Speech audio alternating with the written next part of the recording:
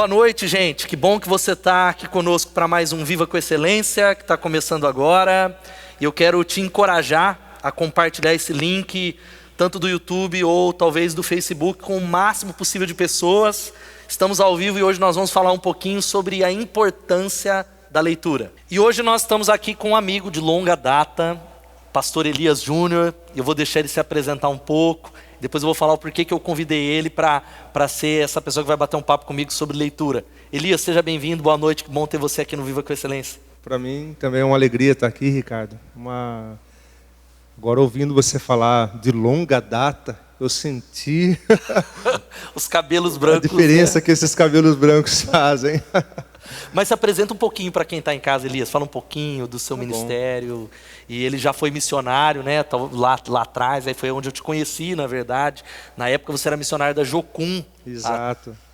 Sei lá quantos anos atrás.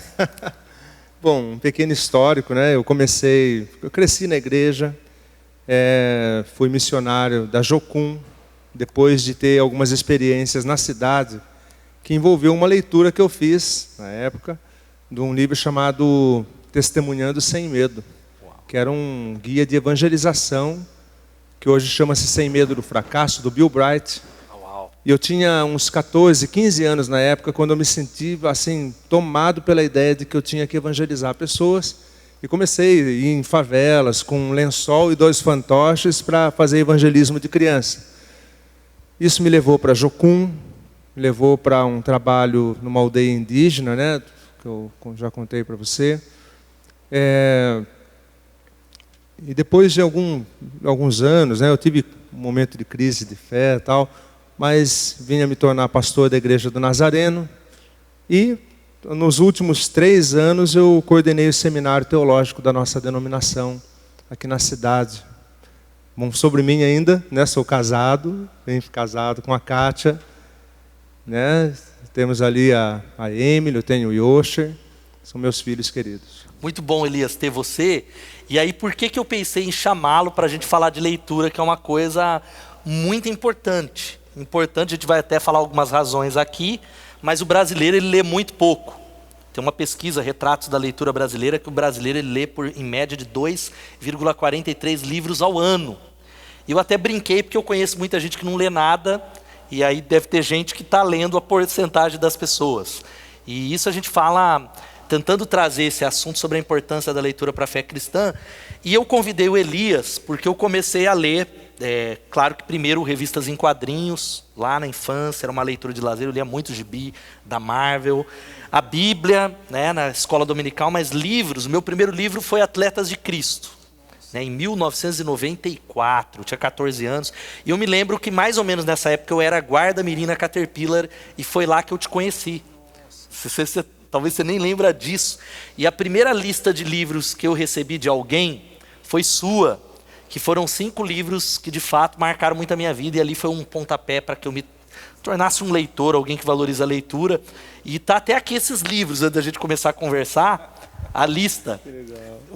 Um foi Firme Seus Valores, do Charles Swindoll. Nossa. A Busca do Caráter, do Charles Swindoll. Cristianismo Básico, do John Stott. E 2 outros que não estão aqui, mas que são igualmente sensacionais, do fundador da Jocum, que é o Pode Falar, Senhor, Eu Estou Ouvindo, e Fé e Finanças no Reino de Deus. Então você foi incentivador, eu sei que você é um cara que lê, né? Pelo menos, não sei se tanto quanto você quer ler, como é o meu caso, e o quanto você tem. Mas me fala, Elias, um pouquinho, como que foi seu envolvimento com a leitura?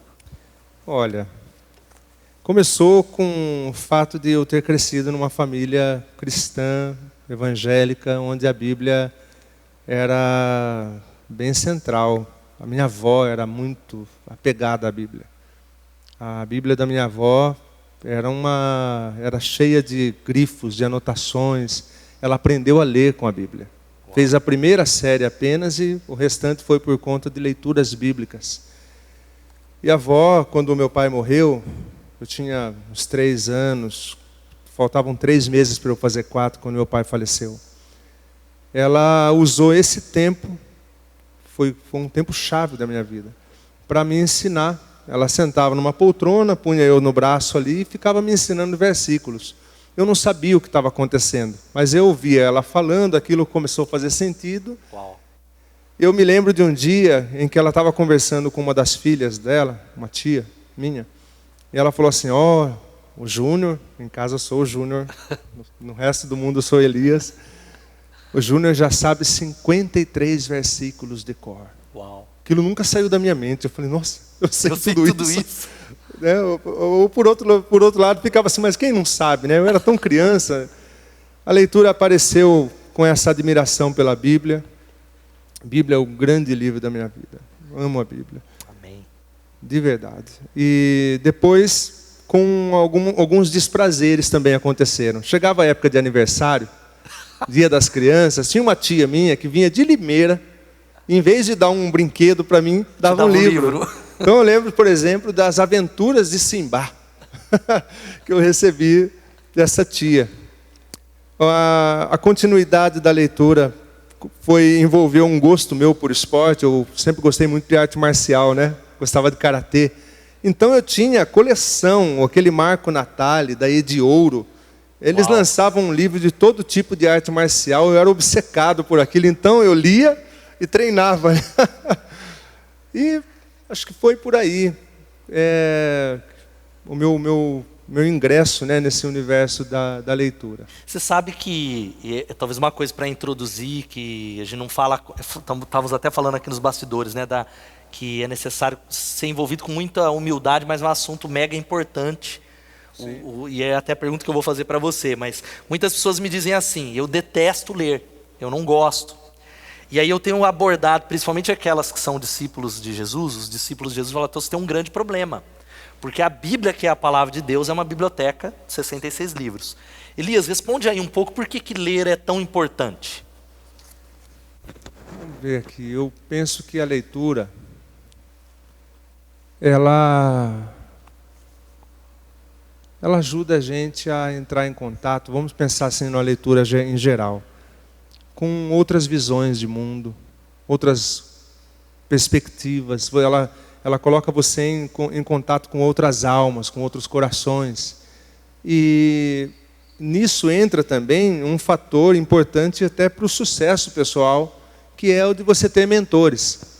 Você não vai conseguir ter algumas pessoas perto de você a sua vida inteira. Tem algumas pessoas-chave que você não tem como se aproximar delas. Algumas nem estão vivas. Acesso, algumas falam uma língua que você não entende, e outras não teriam como. Você não tem condições de se aproximar, mas os livros delas foram traduzidos. Então eu acho que bem escolhida a leitura, porque, como disse o Hermann Hesse, né, a nossa mente não é uma lata de lixo para você ler qualquer coisa. Você deve selecionar o que lê. Mas bem escolhida a leitura, e você acaba tendo um convívio, um tipo de convívio com aquela pessoa que escreveu. E é interessante isso. Eu não vou gastar, vamos falar, anos da minha vida estudando um determinado assunto, como fez um determinado autor. É um autor que eu amo, gosto muito dos livros dele, é o Eugene Peterson. Acho que tudo que tem em português dele eu tenho. Tenho, amo ler. A Sombra da Planta Imprevisível. Que se tornou a vocação espiritual do pastor. Sem aviso, né? Sem a editora aviso. Não anotou. Eu comprei os dois. Então, devia processar a editora. É. Então, e ele fez parte, ele teve algumas experiências de vida. Só citando a título de exemplo. Algumas experiências que envolveu a formação da Companhia dos Pastores, que eles se encontravam toda terça-feira para fazer exegese de algum texto, fazer oração, dar pistas para a montagem de um esboço. Saía todo mundo dali com um material para pregar no domingo seguinte. Uau. Então, lendo aquilo, lendo os livros dele, você entra em contato com um universo inspirador para um pastor, certo? Então, a leitura é importante. E para mim, uma brincadeira aqui, ela se tornou sumamente importante ainda porque conheci Kátia, minha esposa, numa livraria. Uau. Olha só que linda a cena. Entrei numa livraria, no Sebão. Do Sebão. Né? E estou ali observando livros. De repente eu paro, uma pessoa me atendeu e me esqueceu. E eu senti curiosidade por uma pilha de livros de flores, sobre flores. Eu abri um livro sobre flores, assim, fui observando uma, outra, assim. De repente sai de trás daquele livro a Kátia. Eu falei, pronto, aconteceu uma mágica aqui. Uma epifania. Uma flor ali, tadinha, estava toda sujinha de pó de livro, uma gracinha. A gente pegou conversar e nunca mais paramos. E interessante é que a Kátia... Uma boa dica para você que é solteiro. Frequente livrarias. Leia, pode ser que você leia. Vá frequentar uma livraria. Né? E ore, porque Deus pode enviar a sua Rebeca justamente ali. E foi muito engraçado, porque a Kátia, ela se revelou assim, eu não precisei nem fazer aqueles testes do Gideão. Sabe, Deus, vou pôr a lã aqui fora, nem precisei. A Kátia começou a me indicar. Eu chegava na livraria, olha Elias, separei isso aqui para você ver. Falei, cara, vou me apaixonar, Senhor. Me apaixonei. Pelo livro e por ela. Mas Elias, eu estava pensando aqui, que você vê como a leitura é tão amplo, né? É um universo, mas as pessoas têm muitas dificuldades. Assim, na sua experiência, assim, como um pastor, como um líder, né, que a gente está tentando trazer para esse contexto da vida cristã, leitura, por que as pessoas têm tanta dificuldade para ler? Dizem que há um fator cultural que impede isso, né? As pessoas não têm interesse pela leitura. E hoje, eu acho que ainda isso é agravado por duas outras coisas. Uma é o fato de que é muito mais fácil ligar o YouTube e assistir um vídeo, sabe? É mais fácil gastar tempo lendo recados de rede social do que gastar um tempo tentando absorver um raciocínio, uma linha de raciocínio ou até de um mesmo autor. Um filme de um clássico que é muito mais rápido, né? E tem o outro fator, que ele não seria um fator tão negativo, embora mesmo ele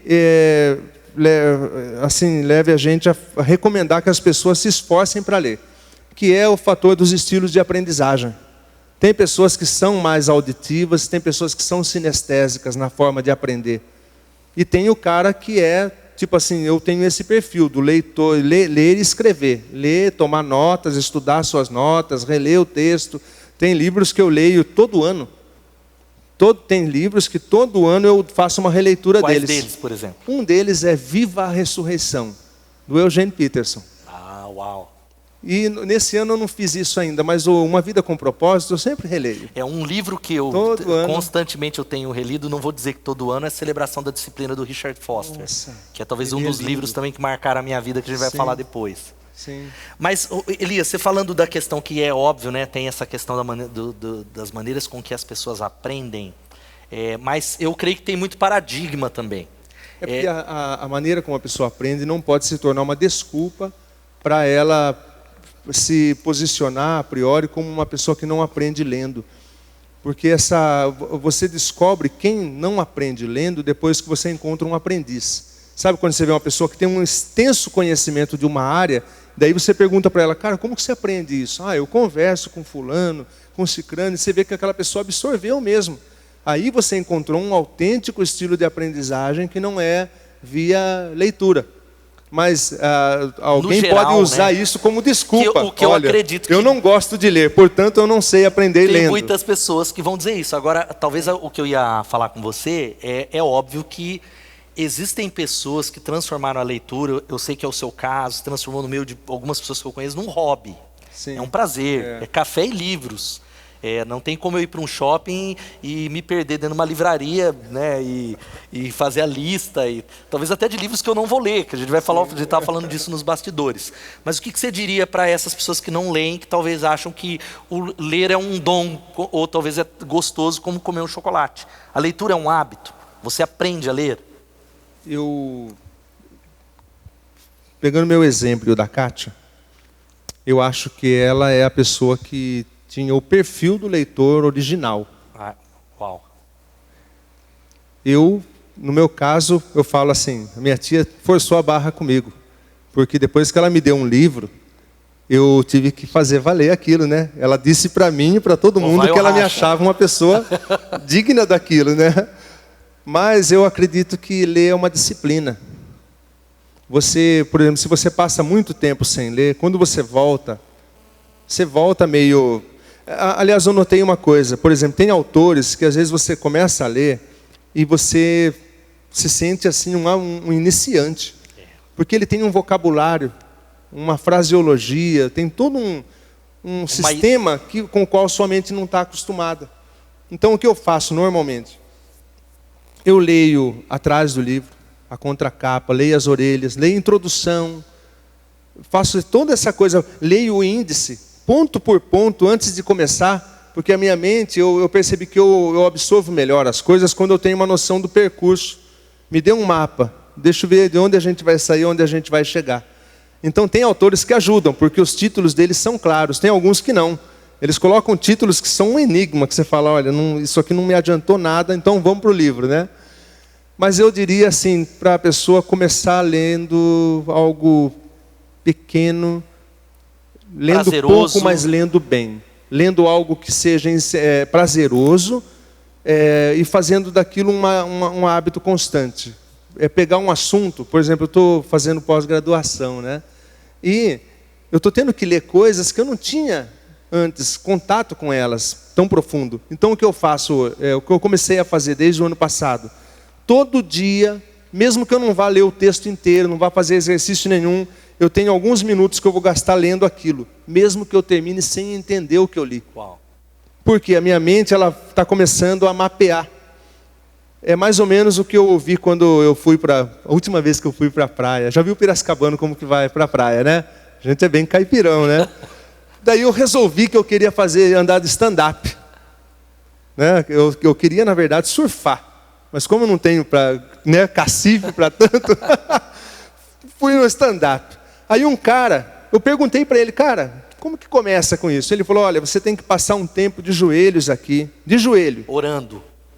Ele falou assim, porque enquanto você está aqui, a onda está quebrando aqui, a sua mente vai mapear essa situação. Depois você vai fazer isso aqui. Ele falou para ficar meia hora de joelho. Olha, dá um tempo de oração dos bons, né? Pai, te louvo por esse lindo mar e tal. Ele falou, daí você levanta até aqui e volta. Levanta e volta. Eu sei que ele deu um percurso e eu fui e fiz. Cara, daqui a pouco eu estava... Então, eu acho que esse exemplo seu A leitura é mais leitura. ou menos isso. Assuntos, acho que pegar assuntos é assim. É uma questão de a mente mapear aquilo. Falou algo sobre a leitura de lazer. A dica que também eu daria para quem está em casa é começar pela leitura de lazer. Isso eu comecei não é tudo, né, com um gibi. Revista em quadrinho. Muito gibi. Muito gibi. E é óbvio que existem leituras mais difíceis, mas eu creio que precisa começar para não ter uma overdose por algo que seja prazeroso para quem não lê. Outra coisa que eu ia fazer... Em termos cristãos, acho que tem devocionais que são bem legais, né? Tem devocionais que ajudam, que simples, a pessoa pode tomar aquilo como um ponto de partida. Boa dica. Ler pouco, né? Ler aquela folhinha, não ler correndo. Isso é ler bem. Ler pouco, mas ler bem. Você entrou então na pergunta que nos bastidores eu já vou adiantá-la. Estava quase para o final. Tem muita gente preocupada, por exemplo, eu gosto muito de postar livros e muita gente, para que posta? É uma maneira de agregar valor. Eu sei que tem muitas pessoas que precisam de dica, leitores vão atrás de dicas. E para quem gosta de ler, ouvir uma dica de quem lê é uma tragédia para se fica endividar. Louco para saber o preço. Deixa eu ver onde que eu encontro esse livro. Nem me fale. Mas a gente vai atrás disso, né? Que é um caminho seguro de quem entende. Mas muita gente fica muito preocupado com o quanto se lê. A média brasileira é muito pequena, mas tem pessoas que leem muito. E aí o cara fica em crise, porque ele fala, eu tenho que ler igual Elias, eu tenho que ler igual fulano de tal. O que você diz? Você talvez até adiantou. É importante a quantidade que alguém lê? Eu não sei dizer assim. Tem pessoas que fazem isso, né? Quero ler 4 livros todos os meses, 1 por semana e tal. 2 por semana. Cara... Até eu acho que eu já tentei fazer, sabe, tentar acelerar o negócio. No final das contas, a absorção, fatalmente, pelo menos no meu caso, ela acaba sendo tão pequena que não compensa.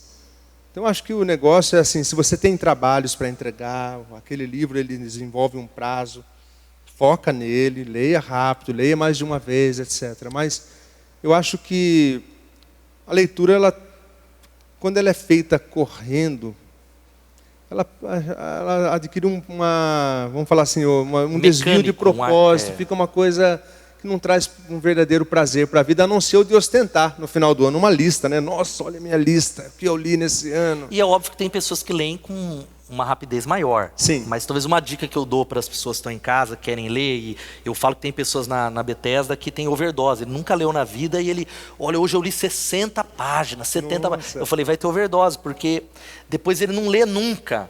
Então, eu tenho dado dica para as pessoas que a questão não é a quantidade, é a consistência. Sim, tem um pessoal ler todo dia, aí. 5 páginas por dia, consistentemente para se transformar num hábito. Eu ouvi falar de uma filosofia, um sistema lá chamado Kaizen. Eles falam de você acrescentar 1 minuto naquilo, todo dia, faça 1 minuto, depois acrescente mais um. A ideia é de você ir dando passos na direção da grandeza. Você já tinha falado antes, a consistência é importante para quem quer, talvez, desenvolver esse hábito. Ouvi uma dica esses dias de um cara na internet. Ele falou ele é um especialista em cérebro e tal. Ele é um gênio, né? E ele disse assim: separe 45 minutos do seu dia e leia. Não importa quantas páginas você vai ler, aquele é o seu tempo de leitura. Determine ele. E é interessante, né? Mesmo que você demore muito para ler. Então, quando você põe o temporizador lá, quando ele tocar, põe um risco lá onde você parou, só volte no dia seguinte. Mas daí você vai estar criando um hábito, né? Tem vários jeitos de criar um hábito. Mas vai criar um hábito. O que eu daria, lógico que você está falando aí, sendo generoso, 45 minutos por dia, porque você é um leitor. Talvez alguém que nunca leu 10 minutos já era um belo de um começo para você ir crescendo, né? E ó, a gente tá chegando, correndo aqui contra o tempo, isso aqui me empolga. Entendi. A gente podia fazer 10 programas sobre leitura. Eu falei na igreja para o pessoal começar fazendo 5 e ir aumentando 1 até chegar em 45. Ah, uau, ótima dica. Então 5 minutos vai aumentando 1. Não é nenhuma regra rígida. Mas né? é o que ajuda, né? Você a mensurar o seu progresso, Sim, né? Isso nos ajuda, não vou falar nem estímulo, estou crescendo, né? Vai se transformar num hábito. E aí, Elias, para a gente chegar na reta final, vamos falar um pouquinho, né? Isso aí daria um programa, um outro. Que livros que marcaram a nossa vida? Talvez eu queria que você falasse, eu queria falar. É difícil colocar numa lista de tantos anos, mas o que você citaria aí de alguns livros que te marcaram? Tá. Bom, eu falei para você que o estudo da Bíblia, para mim, ele começou pelos Salmos. Particularmente o Salmo 51, e eu me lembro de como eu estava, da Bíblia que eu estava usando, marcou minha vida, o Salmo 51. Uau. E foi maravilhoso. Um segundo livro eu trouxe aqui uma... Ah, legal. Eu tenho os volumes lá, né? Muito bom. Olha, o Peregrino. Uau. Cara, Peregrino, esses dias eu fiz uma leitura com a minha filha dele. E ela quer fazer uma próxima leitura. Muito bom. Então, o Peregrino foi um livro marcante para mim. Esse Sem Medo do Fracasso, que chamava-se Testemunhando Sem Medo, ele é um excelente guia para você que deseja aprender a evangelizar. Quer falar sobre Jesus, mas não sabe. Não sabe como fazer. Então, o Testemunhando Sem Medo foi um livro assim marcante para mim. Pode falar, Senhor, estou ouvindo. Sensacional. Acabei indo para a Jocum por causa dele. Na Jocum eu tive uma professora, pensa numa pessoa maravilhosa, inteligente. Ela dirigiu uma escola que eu cursei, era uma escola de ensino, de alfabetização para povos ágrafos. Então nós tínhamos que desenvolver o alfabeto e montar a cartilha para a alfabetização na língua deles. O nome dela era Elizabeth Vencio. E um dia eu vi ela lendo um livro, cara, que me encantou. Eu quis saber sobre ele. Fui comprar, porque leitor, né, forma leitor. Comprei, e esse livro eu falo que impactou minha vida. É o livro do Francis Schaeffer, chamado O Deus que Intervém. Uau. Foi um dos livros mais importantes da minha história. Assim. Passar rapidinho para os demais. Eu tenho aqui marcado também um que eu ganhei da Kátia, chamado Vitória sobre a Escuridão, do Neil T. Anderson. Uau. Ele escreveu Quebrando Correntes. Vitória sobre a Escuridão é um livro maravilhoso sobre identidade espiritual, quem nós somos em Cristo. Simplesmente maravilhoso.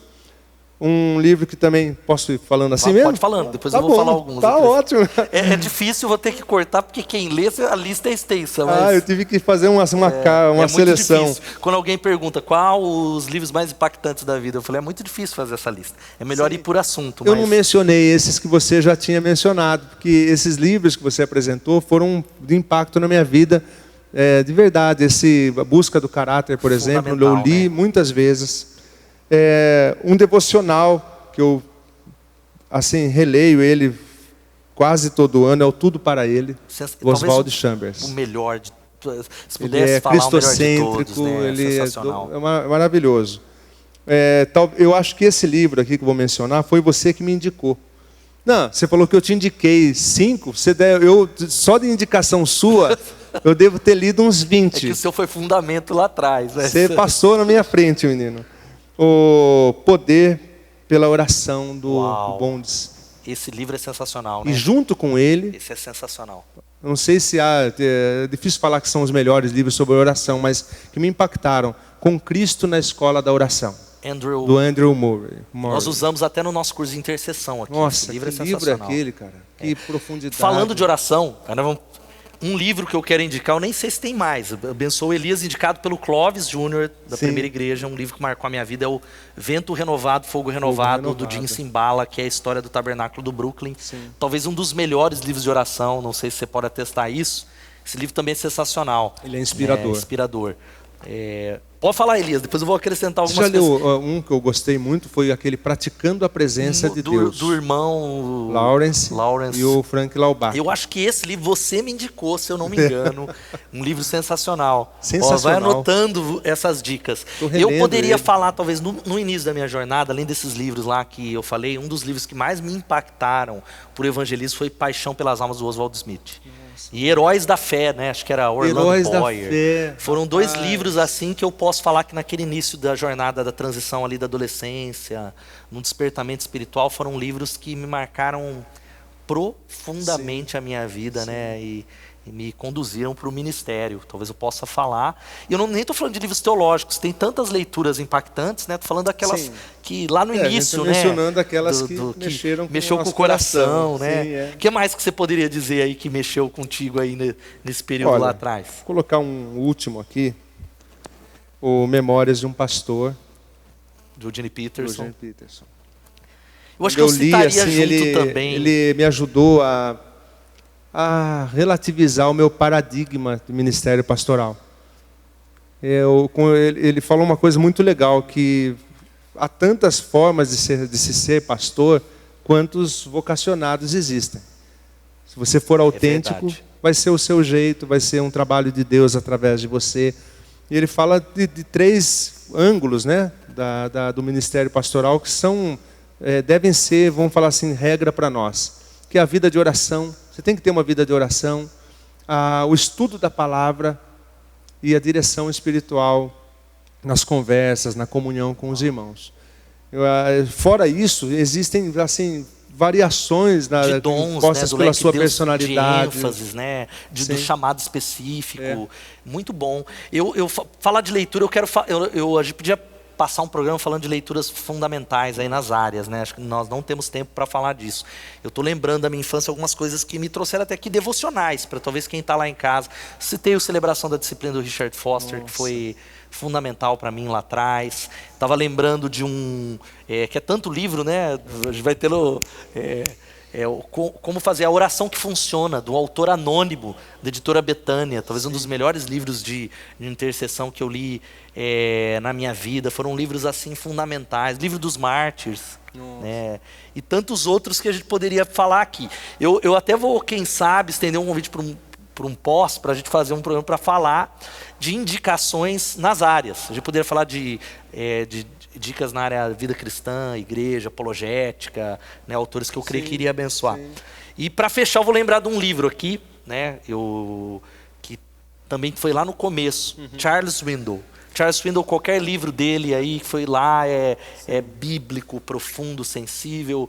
E um dos livros que me abençoaram muito, muito, muito lá, perto do meu chamado, chama Noiva de Cristo, né, que fala sobre a igreja. Foi sensacional. Elias, para fechar o nosso bate-papo, é difícil falar de livros que marcam, acho que deve ter muito mais, né? Sim.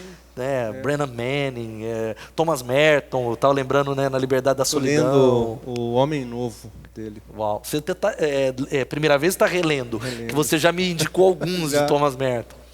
Eu queria falar assim, considerações finais e que dicas talvez você como é que a gente pode fazer para que as nossas igrejas e famílias leiam mais? Eu queria começar dando uma dica de um bullying que eu estou fazendo com a minha filha. Minha filha Suzana, eu quero que se transforme num hábito, mas todo dia ela está começando a virar um hábito para ela, era obrigada a ler pelo menos 25 a 30 minutos. Então a gente fez isso desde...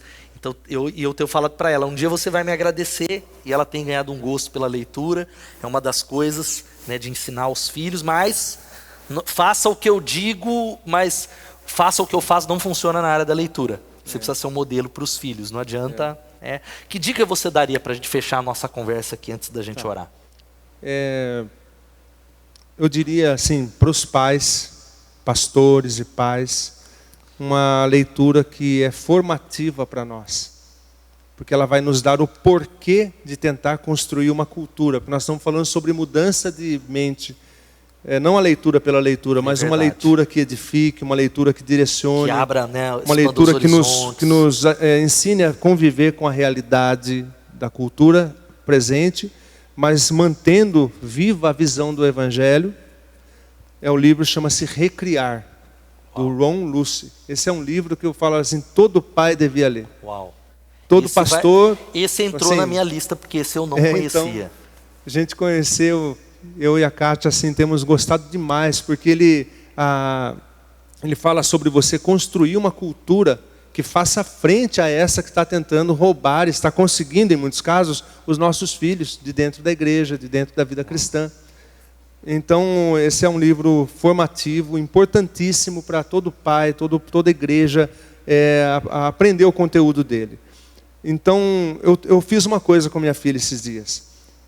Eu perguntei para ela, filha, você sabe como a gente faz um devocional? Como que a gente tem uma hora silenciosa com Deus, bem rica?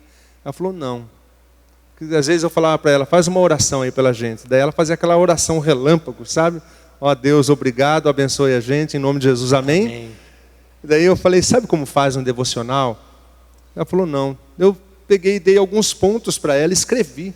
Ela copiou no caderninho, que ela gosta de fazer isso, copiou no caderninho, e a gente começou a fazer, olhando para aquilo.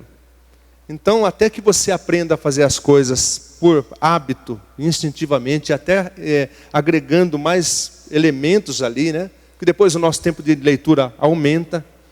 A gente, se não cuidar, você passa um dia inteiro lendo, né? Mas até que você tenha condições de caminhar livremente em qualquer direção, você precisa seguir alguns passos, mesmo que seja mecanicamente no começo. Impondo um tempo, impondo uma pequena quantia, para não perder você tem que ter um sistema. O Peter White, no livro Pastor Mestre, ele é essencial para os pastores, aquele livro. E ele ensina ali, ele fala, pastor, você tem que ter um sistema. Você tem que estar acompanhando um sistema. É o mesmo conselho do Eugene Peterson, quando ele fala da oração, e ensina você a usar os salmos como um gancho para a sua vida de oração. E ele diz, nosso mosteiro, que a gente vê é um tipo de monge, né?